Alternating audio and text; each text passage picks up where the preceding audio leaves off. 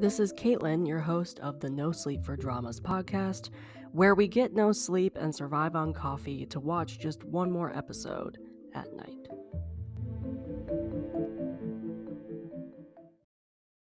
Hello, we are back. The No Sleep for Dramas podcast is back. I am your host, Caitlin. Man, I have not said that in a while, but I literally took all of November off. And I mean, when I took it off, I took it off. I did not record a podcast episode. I didn't write a blog. I didn't record a YouTube video. I did a couple reels slash TikToks, like short-esque videos, but for the most part, I took a break in November, and thank God I did because I was really busy and I would never have watched the amount of dramas I did or been able to record anything anyway. If you remember, the month of November has historically been a really bad drama watching month for me. I have either completed 0 or 1 dramas in November. So the fact that I took the month off and I completed 3/4 dramas is a huge win for me because I would have completed more, but we'll talk about that later.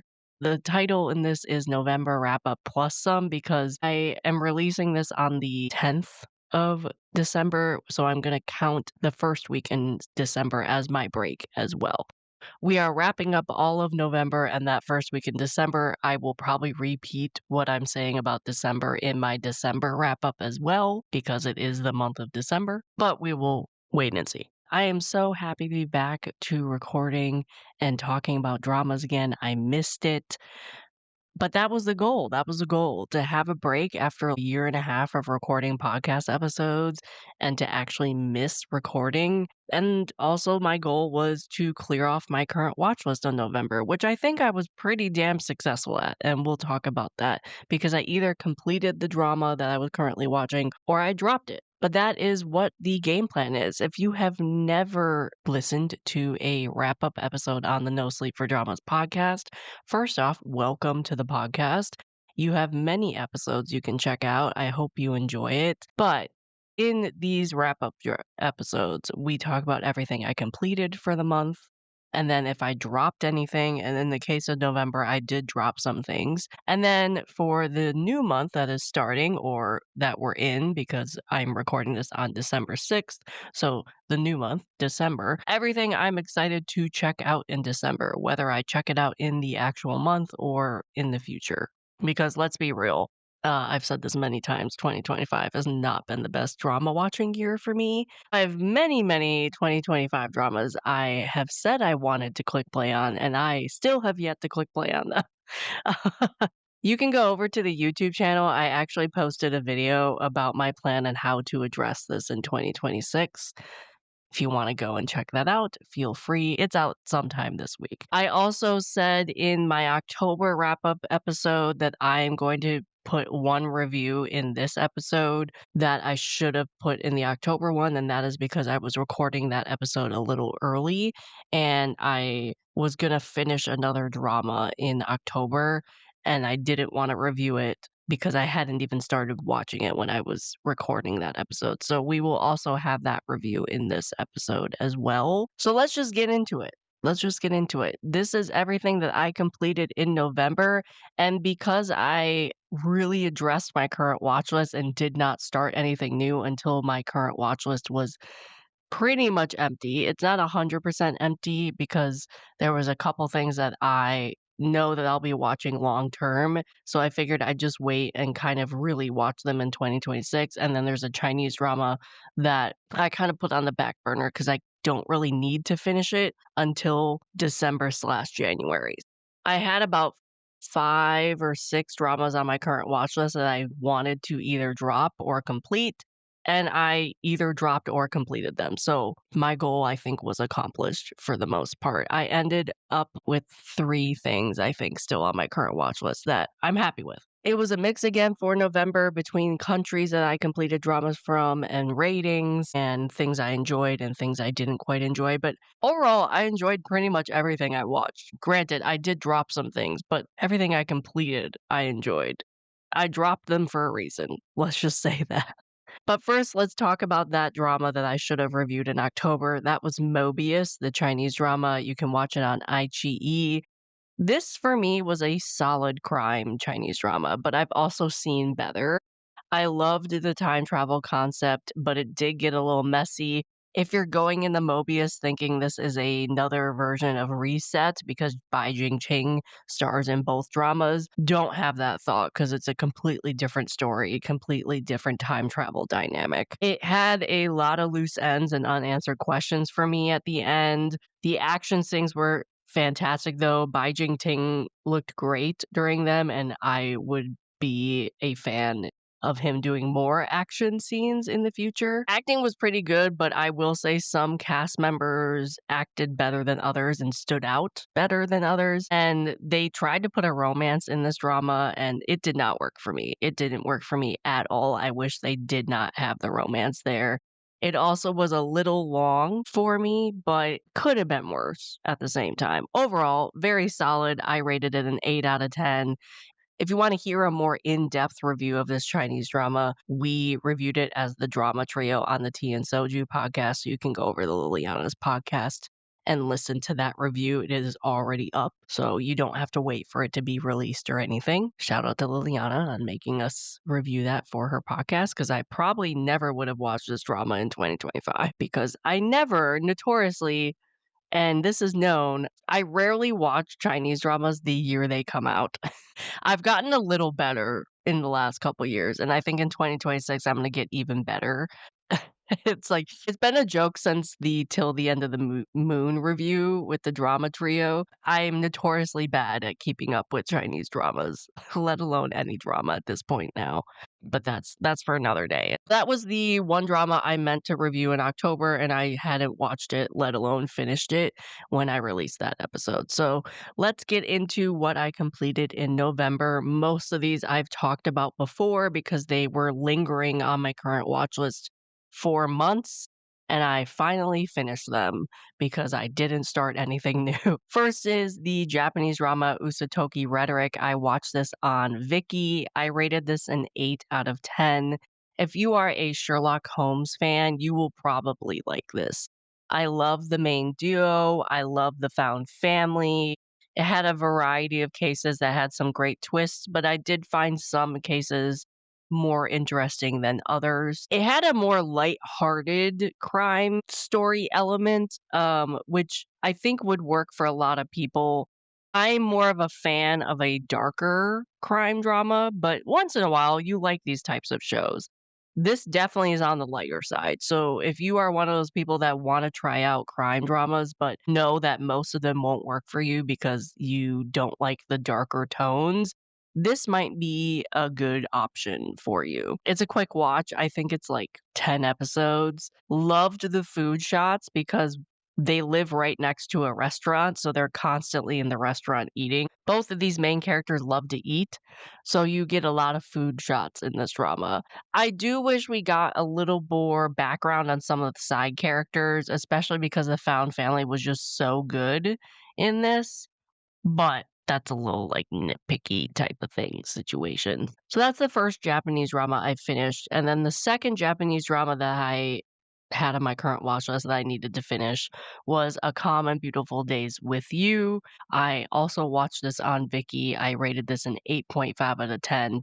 If you're looking for a very cute, low angst romance drama, this one's for you. Sometimes it was a little too sweet for me, which made me cringe a bit, but overall, I think this would work for a lot of people who are looking for romance Japanese dramas. It's cute. Again, it's low angst. I loved both couples and their relationship progression. You get two couples in this, and they were both really nice to watch. It's also hilarious at times. Like, I was laughing because the main couple is just so awkward. It's hilarious how they interact, but it's also very cute. Love the found family again. In my opinion, it kind of ended abruptly because I actually remember watching this and then it ended. I'm like, really? That's how it ends? So that might not seem as abrupt for other people, but for me, I was like, "That's the end? Really?" It wasn't like a cliffhanger or anything. It just ended, and I was like, "Oh, it's done." So that was a little unexpected. I rated this an 8.5 out of 10. Highly recommend both of these Japanese dramas for sure. I know it's been talked about a lot by a lot of people this year, and I know I'm pretty late to both of these. Next up, I'm going to talk about is an American movie. This is something I watched over Thanksgiving. I watched this in theaters because it was released over the Thanksgiving holiday in special theaters for like one weekend over Thanksgiving. It will be out on Netflix on December 12th, and that is the new Knives Out movie, specifically called Wake Up Dead Man, a Knives Out mystery. I love the Knives Out series, so I was really excited to go and watch this, and it just happened to be in a theater near my parents' house. So when I went home and visited them for Thanksgiving, we always watch a movie the day after Thanksgiving. So we're like, why not go to this movie? It was packed. Wicked was out at the same time, and we assumed that a lot of people would go see Wicked, which I'm assured a lot of people did. But our theater was packed for this movie, which was very unexpected. It's a fantastic movie. I rated this a 10 out of 10. Even though I predicted who the main villain person was, probably right from the get-go, I didn't predict how the crime was going to play out and all of the twists and turns. So it was still fun for me to watch. I'm not going to obviously spoil anything because I don't want to, but the cast is fantastic. They have top tier casting in this, and it was a lot of fun to see them. So many twists and turns, as I said, you can't predict all of them. The humor also was really funny and witty, in my opinion. Daniel Craig was, as ever, so charming as his character. And I don't remember his character's name, but the detective. He plays the main detective.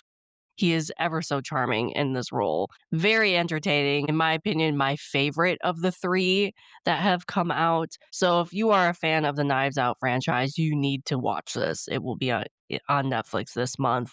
10 out of 10. I really, really enjoyed this. It probably is my favorite of the trilogy, as I've said. Last thing that I completed off of my current watch list, which needed to be completed, was Medical Examiner Dr. Chin Mind Reader. I finally finished this one, and now I'm down to the last drama, which I am currently watching, and two movies. So I'm hoping to finish all of those in December, and then I'll be done with the Medical Examiner series in the year 2025. And I do plan on releasing an episode in 2026 for this Chinese crime series. That's the whole purpose on why I watched all of them this year. And I gave myself a year because I knew it would take me a year to watch everything. So look forward to that episode in 2026. I do plan on releasing that in 2026. Anyway, Medical Examiner Dr. Chin Mind Reader, I think it's like a 2021, 2022 drama. It's a solid entry for the Medical Examiner Dr. Chin series. I love that it was a prequel. I loved the bromance. I liked the found family, but it could have been better in my opinion. There could have been more found family. They attempted to do 3 separate romances in this one, and none of them really worked for me. If anything, the chemistry that worked the best was the older couple, the police, I think she was a captain, and the chief medical examiner. They were both in their like 50s. And overall, they were a divorced couple and they had to work together again. And overall, their chemistry worked the best for me, even though I really still was not a fan of the romance overall. None of the romances really worked. I don't think the romances seemed forced, but it just was like, okay, I'd be okay if they get together, but they're kind of meh to me. I didn't really care about them, I should say. Some of the acting was also stiff, especially with the female lead. She never really warmed up. I like the actress. I've seen her in other things and thought she did pretty well, but in this role, I don't know. Like the male lead, he's supposed to be stiff. That's the character. He even kind of didn't seem as stiff as her. I don't know. She just did not work for me in this drama. Maybe because her character was supposed to be the romantic lead to Dr. Chin, and they didn't work. I like them better as work colleagues and friends, and the romance just didn't click for me really. So maybe that's why I thought her acting was stiff. I don't know. Anyway, it was a solid entry, though. I really did enjoy this. The cases were good. I didn't guess the bad guy, which was great. The whole main criminal case with Dr. Chin and his backstory, did not guess the bad guy, and I love the fact I didn't. It could have been better at the same time, though. Solid entry, though. 8 out of 10. Would recommend this of the Medical Examiner Dr. Chin series for sure. Probably will in my podcast episode. So that is everything I completed in November. And then the plus sum, AKA the first week in December, I also completed an American show, which had been on my currently watching list for months because I started it with some friends back in the summer and then I just never finished it. So I took the time to actually finish the show and I actually binged this in 2 days. It's very good. 10 out of 10. That is High Potential season one. I've had people tell me to watch this show for years, for like 2 plus years, and I finally started it in June with some friends, and I was like, "Oh, this is good." I watched, like, the first 2 episodes, and then I always meant to go back and finish it, and I didn't. Same with, like, Murders in the Building. I'm 3 seasons behind on Murders in the Building. I have some various shows I need to finish them or watch the seasons that have come out. Because High Potential currently season 2 is airing. It's supposed to be done in February of next year, so I'm waiting for it to be done to watch season 2. But season 1, highly recommend. If you are into older crime shows like Bones, for example, you would like this. This gives me the old school crime show vibes, and it was a refreshing thing to watch because I missed that type of vibe. Main duo has great chemistry and banter. The crimes are interesting. I loved the female lead, and I also loved her family dynamic. I came into the show thinking her family dynamic and her herself were just gonna be a complete mess and I wouldn't like her, but that was not the case whatsoever. She has a very healthy family dynamic. So it was a lot of fun to not only see the crimes in the show, but also see her family dynamic. She's a mess herself, but she's also a fun, chaotic mess at the same time. Season one did end on a cliffhanger. So the fact that season two is already out and I could have gone straight into season two was great. As I said, I binged season one in like 2 days because it's a really quick watch. I'm really curious if the main duo will ever have a romantic storyline because the male lead, the cop, is very, very, very single. And she also is single, but like has a complicated ex romantic stories. They definitely have the chemistry and the banter to have a romantic storyline and they could go that direction. But I'm really curious what might happen with them because she has a very complicated romantic history that probably will play out a lot more in season 2 because it was a huge mystery in season 1 w related to her exes, and I don't wanna give anything away, which is why I'm not trying to. But she has a complicated romantic backstory, which will probably play out more in season 2. So I'm curious if the main duo will ever have a romantic storyline in the future seasons. I also want more stories with the side characters because they also were great and also had great chemistry amongst themselves, but also with the main duo. I'm really curious if any of them will have any romantic storylines because there's a partnered up group in the same unit that I could see them having romance together. Found Family, of course, is fantastic. I can't wait to see more of that. Overall, I would highly recommend the show if you're looking for an American show to watch, especially a crime American show. It's still a crime show, so you do have, like, murders and everything happening, but it's on the lighter side in terms of it does have comedy, it's very witty. The main female lead is eccentric. She's very eccentric because she has a high IQ. Anyway, highly recommend that. But that is everything that I completed in November slash first week in December. Overall, cleared off my watch list pretty well, in my opinion. Let's get into dramas that I dropped in November plus some, plus the first week. December, due to the fact I was trying to clear off my current watch list, that means I also dropped a lot because I attempted to watch these and then just ultimately decided I didn't want to continue.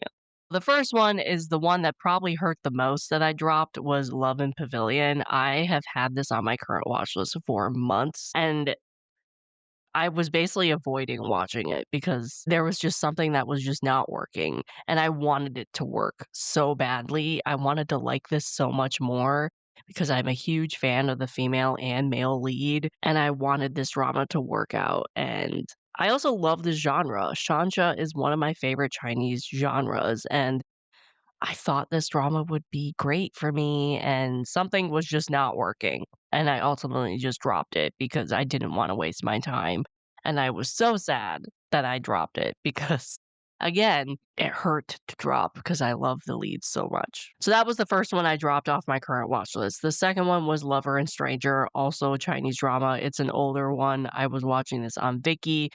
Victoria Sung's character was annoying the hell out of me. That is the main reason why I dropped it. I also think I had figured out the ending because it was a mystery drama, and I was like, "Okay, there's only 2 outcomes of this, and I think it's this one." I was so convinced I figured that out, I got bored, and then I looked at what the ending actually was, and I realized I had guessed it, and I'm just like, "I'm bored of this," and plus you have Victoria Song's character who was annoying the hell out of me, so I ultimately dropped it because the mystery was gone, her character was annoying me, there was not a lot of things keeping me there. And then the last thing that I watched more episodes of to see if I wanted to watch more of it, and that is the K-drama First Lady. I was watching it on Viki. I got spoiled on the ending with this and heard that the last episode was just bad. So I ultimately decided it wasn't worth my time. I also attempted to watch episode 3 of this and I don't know, I wasn't into it anymore. So ultimately, with all of those factors, I also dropped First Ladies. Those were 3 that had been on my current watch list forever that I just decided I didn't need to finish and I was clearing out my current watch list. And then I also dropped a drama in the first week of December, so you'll probably hear me repeat this in December's wrap up episode.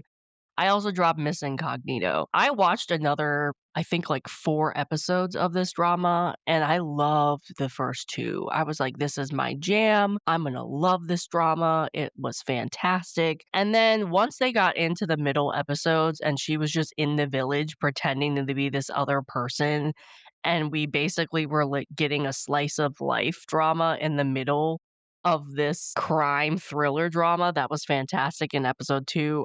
I couldn't handle it. You guys know I do not like slice of life. I do not like it, and there's a reason why I can never watch those types of dramas because I get bored. And we were hitting like episode 6 of the slice of life, and I'm just like, I can't do it. I know it's eventually going to turn back to thriller or crime, and I can't do it. I dropped it on like episode 6. I know it's like halfway through. I lost interest. I didn't care for any of the townspeople, mainly only cared about our 2 leads, and then the lawyer and her eccentric maid friend that came to live with her. That was the only people I cared about. Everybody else, I was like, "Why are we still in this village hanging out?"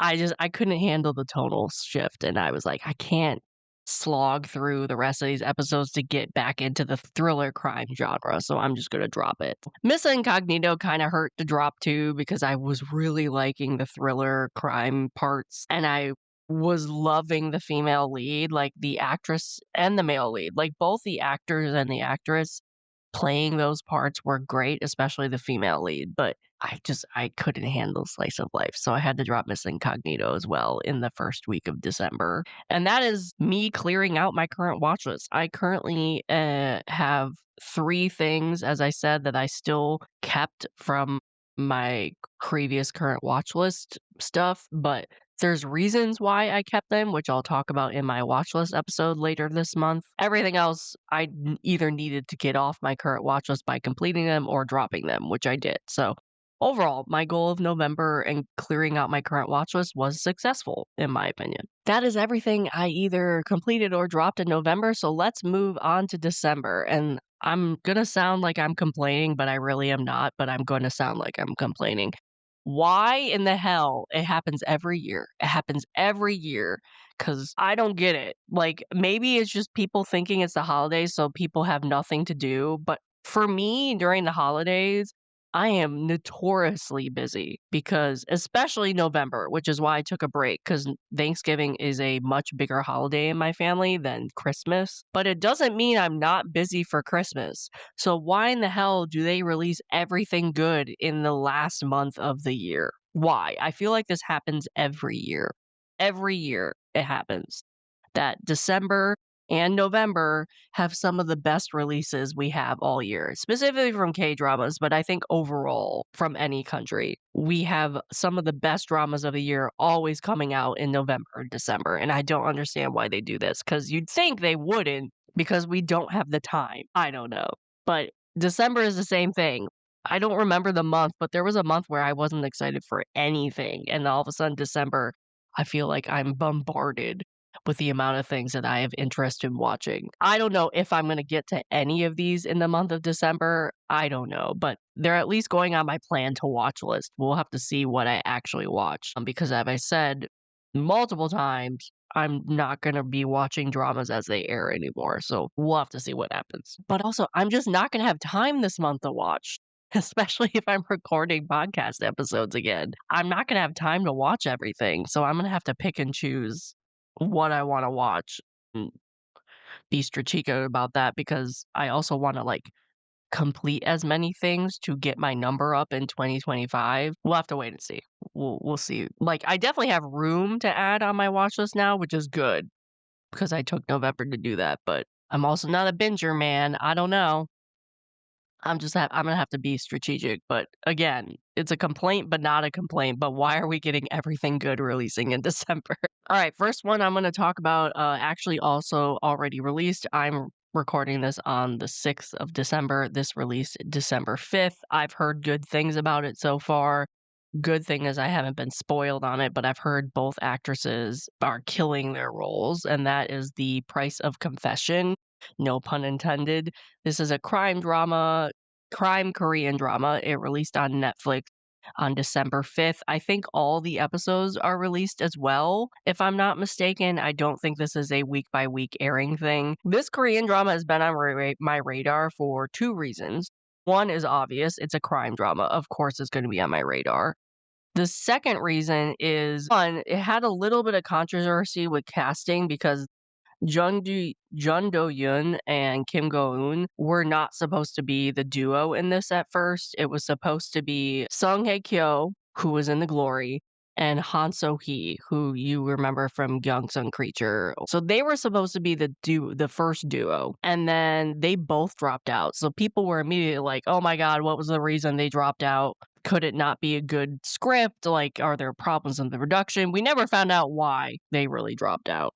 At least I don't know. Maybe somebody knows. But Jung Do Yoon and Kim Go Eun picked up the roles, so you can make predictions with that. Anyway, Jung Do Yoon and Kim Go Eun picked up these roles, decided to be in this drama. From what I hear from people talking about it so far, they made the good choice. And the acting has been phenomenal. I have not heard anything about the plot or the ending or anything like that, but I was interested in this because of the cast of these two women as well. Both are fantastic actresses. I have not seen either one of these really take on a dark, gritty Korean drama. I hear Kim Go Eun plays a pretty crazy character, so that's interesting to hear and talk about. Also, the cast in general for this is crazy good. Like, there's a lot of good actors and actresses in this cast, so that's another thing that made me interested in it. So yeah, I haven't clicked play on this yet, but I've been hearing good things. So hopefully I can click play on it in December. We'll have to wait and see. I don't know. Next one I'm going to talk about is a Chinese drama. It's called Silent Tides. It's on iQIYI. I've been hearing about this drama forever, and it also has been rumored for December forever, for at least 2 months. And looks like the rumor is coming true because this is going to premiere on December 8th on iQIYI. Apparently, this Chinese drama was made to commemorate the 80th anniversary of the victory of War of Resistance against Japanese aggression. We all know the reason why I'm excited for this is because Alan Ren. I love Alan Ren, or Ren Loon if you know him by his Chinese name. I love him. He is one of my favorite Chinese actors, so he being in this drama, of course I'm interested. Also, in this time period, he looks fantastic. I love him in this time period. Him in suits with that hairstyle, great. Awesome. I am excited to see him again. I mean, he's done a lot of dramas in 2025. Have I watched any of them? No, which we'll talk about later. As I said, any year when a Chinese drama releases that year, I am notoriously bad at actually watching them that year. Who knows if I'm actually going to watch? I'm probably not going to watch this in December because, again, I don't have time. But I'm also kind of excited to watch this genre. The trailer looks pretty good. Um, I'm really more excited to get into genre of like this espionage genre that Silent Tides is in. I'm curious about this. Definitely Ren Loon is a huge draw for me, but the whole era of this and time period of this is also a draw for me as well. Next drama I'm gonna talk about, this does not have an English title, so I'm just gonna go by the Chinese title. You can find it on MDL by the Chinese title as well. If you go to the blog post that I'm using this as my show notes, I do have a link to MDL for this. This is a Chinese drama called Chao Gan Mi Geng. It supposedly is a Tencent drama. I don't know where it's going to air. Obviously Tencent, but I don't even know if it's going to be on Tencent in international app or not. We'll have to wait and see. Maybe it will be on YouTube on the Tencent channel. No idea. This airs December 9th. It is a crime C-drama. It stars Sean Doe and Duan Yihong. That is the main reason why I'm interested in this. I love both of these actors. I think they're fantastic in crime dramas. I've never seen them do a drama together, which is an interesting duo pair up for me. I never really pictured them pairing up in a drama either, but in my opinion, they're very well fit for the crime genre. I also love the trope where you have older man, younger man partnering up to solve a crime, and that is this case here. Wang Yihong plays a professor. I am unsure if Sean Doe is a cop or not. I have not been able to figure that out. He's either a cop and he pairs up with this professor to solve this crime. Essentially, Duan Hong comes back. Like, he used to work as a cop and now he's a professor, and he comes back to solve this crime. I think that he investigated when he's a cop and another crime happened, so he comes back to help out. I'm assuming Sean Doe is also a cop, but I don't know. Apparently, he is the son of a friend of Duan Hong, and his friend died somehow. That's what I'm getting from all of the cases. We somewhat know the plot, we somewhat don't. Either way, I'm curious to see these two people team up and solve this. It looks really dark and really gritty. Also, from the trailer, Sean Doe's character could be kind of crazy, maybe the bad guy. I don't know. I'm really curious about this one. I'm just here for the crime drama and hopefully the good chemistry between the two leads. Hopefully we get this one, has some good bromance, at least has an interesting crime. I'll have to wait and see. I don't really know where this is going to air, but that caught my interest. Next up, we're going to talk about a Taiwanese drama, which I mentioned in my October wrap-up. This is part 2 of Had I Not Seen the Sun. I waited for part 2 to come out in December to watch this, so hopefully I can now watch it in December. Part 2 premieres December 11th on Netflix. I've said a lot about what I wanted from this drama and what I liked and what drew me to this drama in my October wrap-up, so I'm not going to talk in length again about this, but I'll just repeat. I've been excited for this Taiwanese drama since it was announced at the beginning of the year, and I've been waiting forever for this drama, so I'm just excited that I finally get to click play, because when I heard that there were going to be a part 2, I figured I'd just wait and watch the first part when part 2 came out, especially since I knew part 2 was coming out in December. It's not one of these cases where we have a part 1, we know it's going to be a part 2, but we have no idea when that's going to air. In this case, we knew it was going to air in the middle of December, so I decided to just wait. I'm excited. I've heard good things about part 1.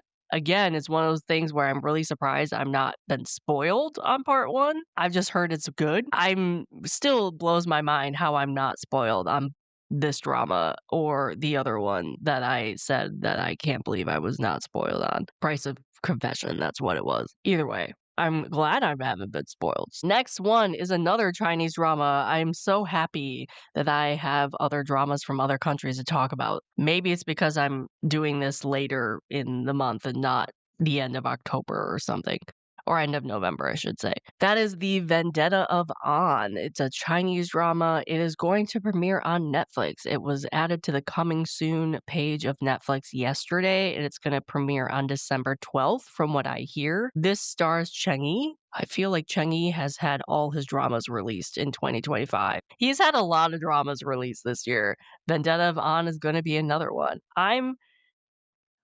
This Chinese drama looks like a drama that is, like, right up my alley. It has mystery, it's a historical on top of that, and I've said that I love historical mystery Chinese dramas. It's a revenge drama We love a good revenge story. You also can't go wrong with white/gray hair male leads. Like Cheng Yi has gray hair in a lot of this drama. He looks great with gray hair. It reminds me I still need to watch Blossom, but we've seen all the edits of Blossom. So either way, he looks good in this drama. I'm down for a historical mystery, power, revenge, political shenanigans, Chinese drama. I am a little worried that it was cut down to 28 episodes. I don't know what it was originally supposed to be, but it was not supposed to be 28 episodes. At least I hear it wasn't. So I hope it flows well. We'll have to wait and see. But that is coming to Netflix. Netflix is having the time of its life in December, at least for me. The next one I'm excited for, and I'm going to be shouting at the rooftops when this premieres, is Culinary Class Wars Season 2. It premieres on December 16th.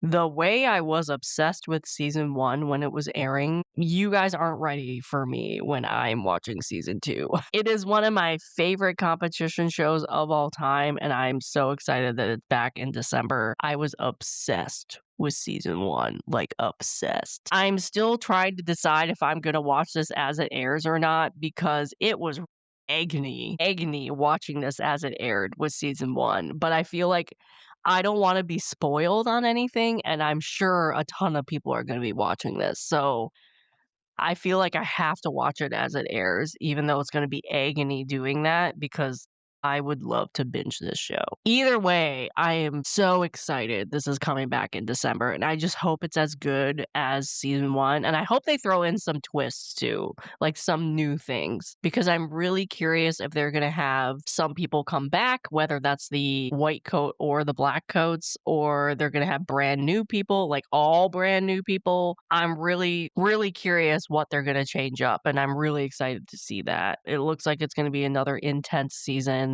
I'm so excited to see the judges again. God, I have high expectations for this, and I hope it does not disappoint. I really hope it doesn't, but I have extremely high expectations for season 2 of Culinary Class Wars. All right. Next up is yet another Netflix thing and I'm sure a lot of other people are excited for.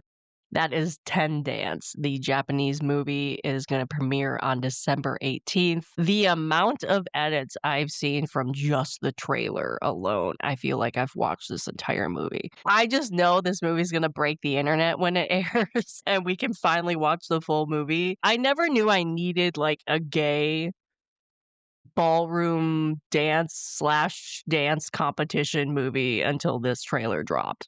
Machida Kaita and Takeuchi Ryoma are both fantastic actors. I've seen them in other things. I never pictured them together, let alone playing a couple, let alone playing competitive ballroom dancers. I mean, I know Machida Kaita plays a classic ballroom dancer. Takeuchi Ryoma plays more of like a salsa dancer. But either way, they're in competition. Like they're in dancing competitions together. Never would have pictured them together, let alone doing these roles. So on that note alone, I'm really curious about this movie, but then also their chemistry in the trailer was my god. It was like, wow, this is going to be fantastic in terms of chemistry. Acting looked really good in the trailer. I'm really excited to watch this. And I know I'm not alone with the amount of edits that were already coming out the day the trailer dropped. So I'm sure I'm not the only one excited to see this movie. I'm definitely probably going to save the movie until New Year's Eve. I took work off of New Year's Eve and I have New Year's Day off. I'm just going to order a bunch of food and stay in and just binge stuff and watch stuff. And this is probably going to be one of the things I'm watching on New Year's Eve. So we're good with that one.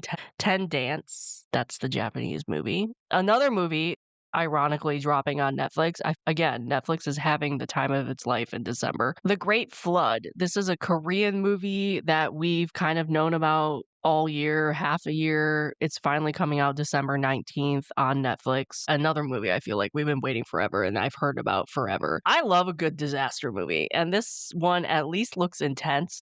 The trailer looks great. The trailer is doing what it should be doing and getting you excited for a disaster movie. Will it actually pay off though? We'll have to wait and see because sometimes these trailers throw all of the disaster stuff at you and then doesn't have a very good ending. I don't really know.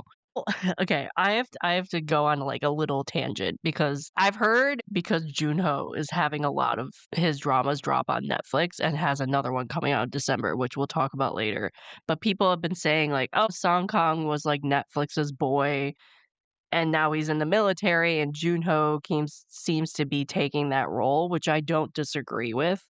But can I just say, Park Hae-soo, my god, Park Hae-soo, if anybody's the poster child for Netflix, it's Park Hae-soo because I counted this. He has had so many Netflix K-dramas and K-movies come out. Every Korean drama he has worked on in the last 5 or 6 years, except for one, has been a Netflix production, whether he's the lead or supporting role. And in this movie, he is a lead, like, that includes Korean dramas and Korean movies. Pretty much everything he's done in the last 5 or 6 years has been a Netflix production.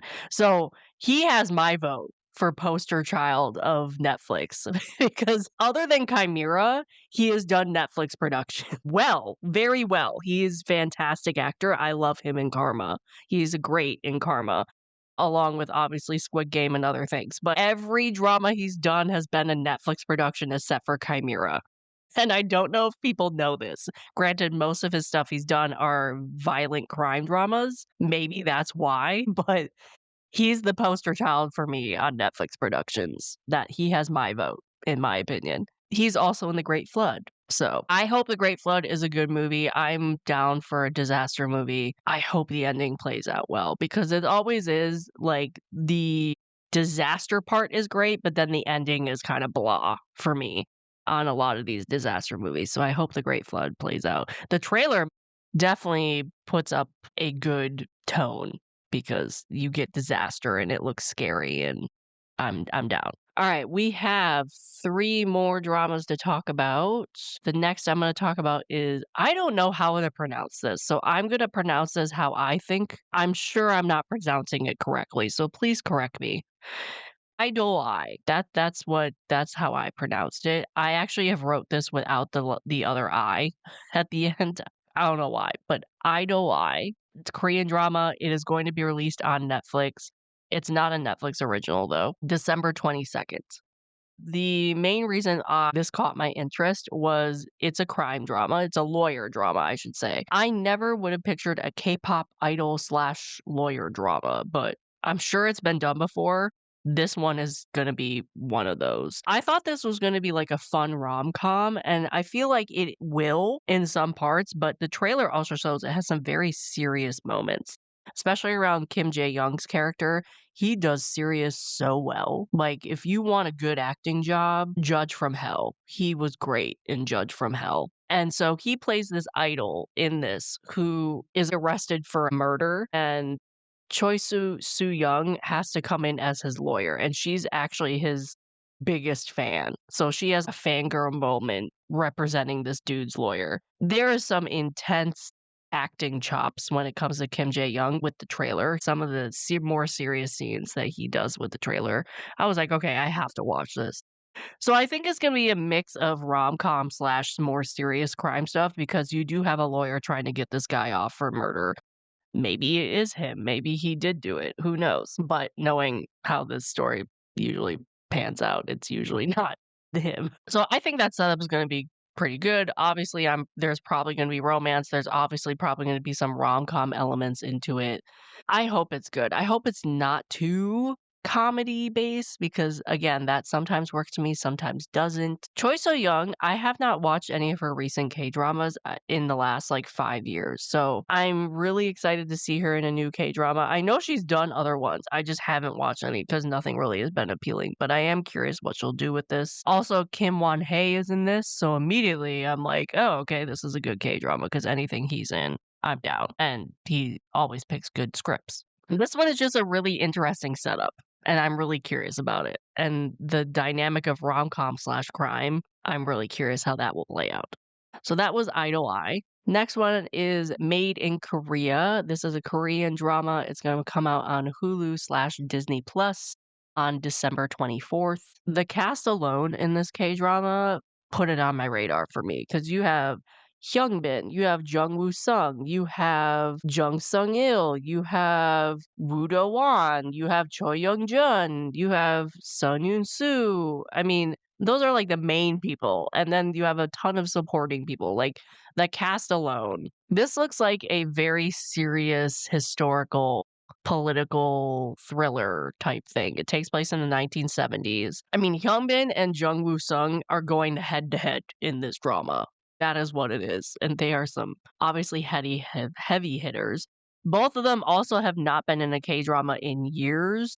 I mean, Hyunbin hasn't been in a K-drama since Crash Landing on You. So that is, that's a big deal. Crash Landing on You was like 5 years ago, 6 years ago, 7 years ago, something like that. He's been in the movie business for a while. Same with Jung Woo Sung. I don't think he's been in a K-drama in 3 years, 4 years, something like that. He also has been doing movies for years. So both of them are back in a K-drama together, which is insane. Given that this is a political thriller, I just hope it's good. I hope it makes sense. I hope it's good. Also, I heard that at least MDL is pointing that this will have a season 2, so I might wait until season 2 comes out. We don't know when season 2 is gonna come out, but MDL already has an entry for Made in Korea season 2. So I might wait until season 2 premieres, which probably obviously is next year because this is coming out in December, but we will have to wait. We will have to wait and see when that is released. But either way, definitely on my radar to watch. I just hope it's good. Last but not least, we have I also don't know how to pronounce this because I don't know if you do Cash Hero or all one word. It's all one word. I'm gonna pronounce it Cash Hero. This is a Korean drama. It will air on Netflix December 26th. It stars Junho and Kim Hae-jun. Okay, when I first read this Korean drama, I did not picture it being a comedy. I don't know why I didn't picture it being a comedy because the whole concept of this screams comedy. But for some reason, I didn't picture it being a comedy. Obviously, when the trailer released, it had comedy in it. The expectation and then watching the trailer, I don't know. I love a good superhero story, so I'm still interested in this, but I don't know about the comedy part of it. But that's because I didn't really expect comedy to be here. I don't know why I didn't though, because it's basically about a guy who has super strength correlated with the amount of money he has. Why wouldn't I think that would automatically be a comedy? He loses the money the minute he uses his power. So I don't know why I didn't associate that with comedy, but I didn't. Sometimes comedy works with this type of series, sometimes not. I'm still interested in checking it out.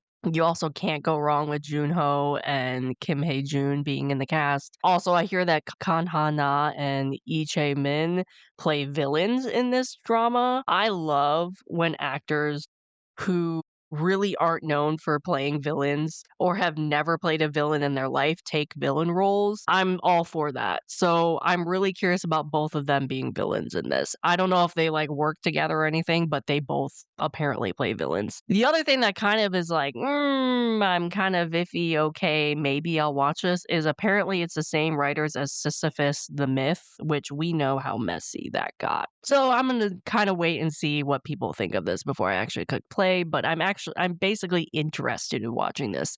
It's not something I'm like super gung ho, I need to click play on it immediately, but I'm at least interested in it. And I'm sure a lot of other people are too. So that is everything I'm interested in December. Yes, it's a lot, which is why my complaint is why is everything releasing in December? Oh man, everything is releasing in December. Other dramas I plan to start in December and I probably want to finish. I already started the last um medical examiner Dr. Chin C drama. So I definitely will finish that in December. And then we still have the 2 movies left. So I want to get those done. That's medical examiner Dr. Chin Death Redemption and Whisper of Silent Body. I'm not expecting those movies to be good, but at least I can get them off my watch list and have them for the podcast episode. And then I also want to binge Kaiju number 8 season 2 before the end of the year.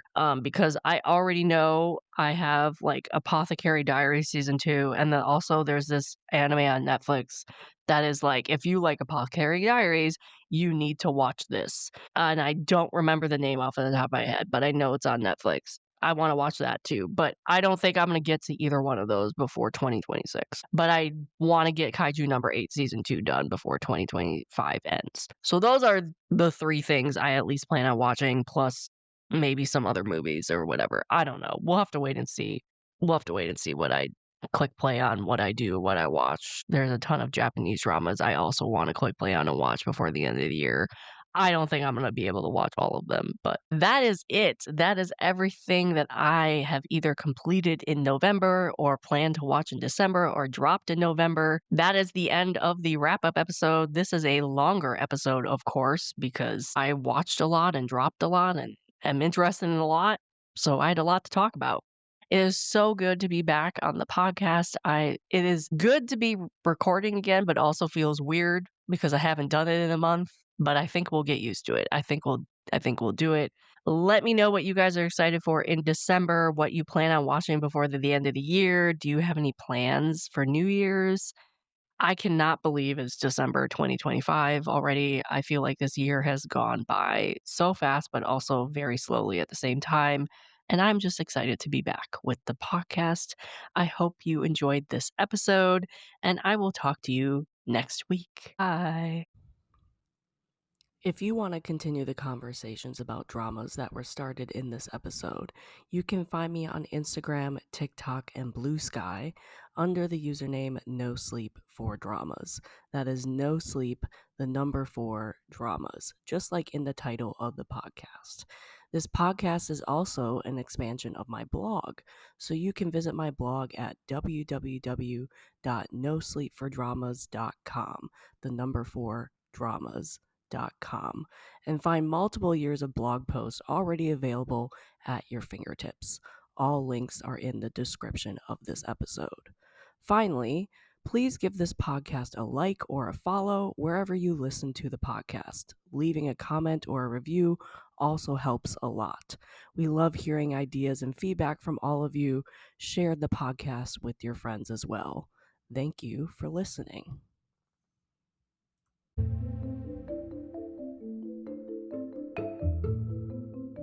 This has been an episode of the No Sleep for Dramas podcast, and I am your host, Caitlin. I will see you here next time, and I hope you get no sleep chasing the next episode just like me. Good night.